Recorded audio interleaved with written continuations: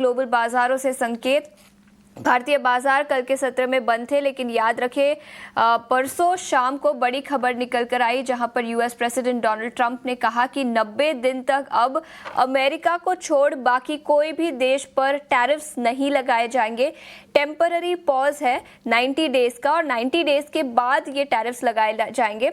लेकिन याद रखें अमेरिका और चीन के बीच ये टैरिफ वॉर गहराती हुई नजर आई, जिसके चलते वेडनेसडे को अमेरिकी बाजारों में अच्छी खासी तेजी दिखी थी। लेकिन अगर कल का मूव्स देखें तो फिर एक बार अमेरिकी बाजारों में कल के सत्र में गिरावट दिखी। डाउ जोन्स 1000 अंक टूटकर बंद होता हुआ नजर आया। वहीं S&P 500 में भी 3% से ज्यादा की तेजी दिखी, और डाउ जोन्स, S&P 500, नैस्डैक सभी इंडिसेस गिरावट के साथ कल बंद होते हुए नजर आए। अमेरिकी बाजारों में कल और परसों के दिन काफी वॉलेटिलिटी रही, लेकिन उसके बावजूद इस हफ्ते अब तक देखें तो अमेरिकी बाजार तेजी के साथ ही कारोबार करते हुए नजर आ रहे हैं। S&P 500 इस हफ्ते अब तक 4% चढ़ चुका है। याद रखें आज का सत्र भी बाकी है, तो S&P 500 में 4% की तेजी इस हफ्ते अब तक। नैस्डैक और डाउ जोन्स में भी करीब 3 से 5% की तेजी इस हफ्ते दिखी है। लेकिन हाँ, पिछले 2 दिनों में काफी वॉलेटाइल रहा है अमेरिकी बाजार। यूरोपियन मार्केट्स में भी वॉलेटिलिटी दिखी और काफी टू एंड फ्रो हुआ। टैरिफ वॉर को लेकर काफी कुछ एलिगेशन लगाए गए डोनाल्ड ट्रंप पर, लेकिन अभी के लिए भारत के लिए पॉजिटिव खबर है। 90 दिनों का टेम्पररी पॉज लगाया गया है। 9 जुलाई तक कोई टैरिफ्स नहीं लगाए जाएंगे। 10% का जो यूनिवर्सल टैरिफ है वो लगाया जाएगा, लेकिन जो एडिशनल 27% टैरिफ की बात की थी वो नहीं लगाए जाएंगे। तो ये एक पॉजिटिव खबर भारत के लिए और कई सारे ग्लोबल मार्केट्स के लिए भी।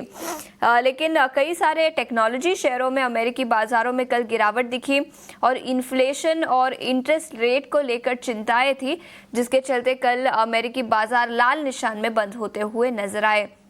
इसके अलावा यूरोपियन मार्केट्स की बात करें तो यहां पर कल तेजी दिखी। फुत्सी 3% चढ़कर बंद होता हुआ नजर आया।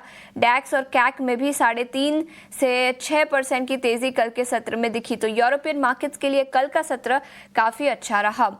कमोडिटी मार्केट यहाँ पर काफी एक्शन पिछले कुछ दिनों से दिखा है, और ग्लोबल मार्केट में अनसर्टेनिटी जिसके चलते सोना फिर एक बार रिकॉर्ड ऊंचाई पर कारोबार करता हुआ। इनफैक्ट स्पॉट गोल्ड $3,200 पर आउंस के पार निकलता हुआ नजर आया।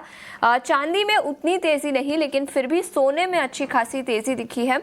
याद रखें इंडस्ट्रियल डिमांड कम होगी, और सिल्वर यानी चांदी केवल एक इन्वेस्टमेंट एसेट नहीं, लेकिन उसके इंडस्ट्रियल यूजेस भी है, जिसके चलते सोने में तेजी दिखी है। लेकिन उसके बावजूद चांदी में उतना रिलेटिव आउट परफॉर्मेंस नहीं दिखा है। इंडस्ट्रियल यूज है जिसके चलते डिमांड कम होने की शंका है, और इसी के चलते चांदी में ज्यादा कुछ आउट परफॉर्मेंस नहीं दिखा है। लेकिन ब्रेंट क्रूड की बात करें तो याद रखें जब हमने बुधवार को ये शो किया था, हमने बताया था $60 पर बैरल के आसपास फिसलता हुआ नजर आया था।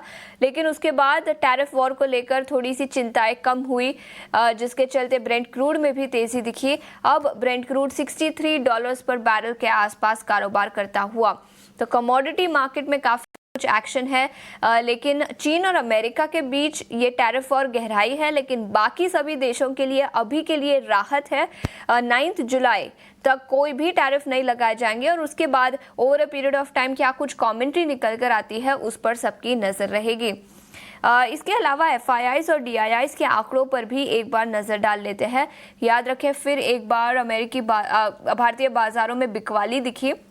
4,500 करोड़ के शेयर्स कैश मार्केट में फॉरेन इंस्टीट्यूशनल इन्वेस्टर्स ने वेडनेसडे के ट्रेडिंग सेशन में बेचे थे। वहीं डोमेस्टिक इंस्टीट्यूशनल इन्वेस्टर्स ने करीब 3,000 करोड़ की खरीदारी की। शायद FIIs की बिकवाली अब कम होती हुई नजर आएगी। इंडियन मार्केट्स काफ़ी रेजिलिएंट रहे हैं, इंडियन इकोनॉमी काफ़ी स्ट्रांग है, जिसके चलते इंडियन मार्केट्स में फिर एक बार फ्लोज नजर आ सकते हैं। इंडेक्स फ्यूचर्स में 1150 करोड़ की बिकवाली दिखी। इंडेक्स ऑप्शंस में 90,000 करोड़ से ज़्यादा की बिकवाली वेडनेसडे के ट्रेडिंग सेशन में दिखी थी। स्टॉक फ्यूचर्स में 1,000 करोड़ की बिकवाली, वही स्टॉक ऑप्शंस में भी करीब 1,600 करोड़ की बिकवाली वेडनेसडे के ट्रेडिंग सेशन में दिखी। लेकिन इसके अलावा 4 स्टॉक्स F&O बैन में रहेंगे आज के सत्र में। IT सेक्टर से बिरला सॉफ्ट, इसके अलावा हिंदुस्तान कॉपर, मन्नपुरम फाइनेंस और नैल्को, तो ये 4 स्टॉक्स जो एफ बैन में रहेंगे आज के सत्र में। और याद रखें मन्नपुरम फाइनेंस गोल्ड लोन्स को लेकर आरबीआई की एक डायरेक्टिव भी आई है, तो इसके चलते भी गोल्ड फाइनेंसर्स आज के सत्र में फोकस में रहेंगे। लेकिन गिफ्ट निफ्टी की बात करें तो 450 अंक चढ़कर 22,940 के आसपास कारोबार करता हुआ।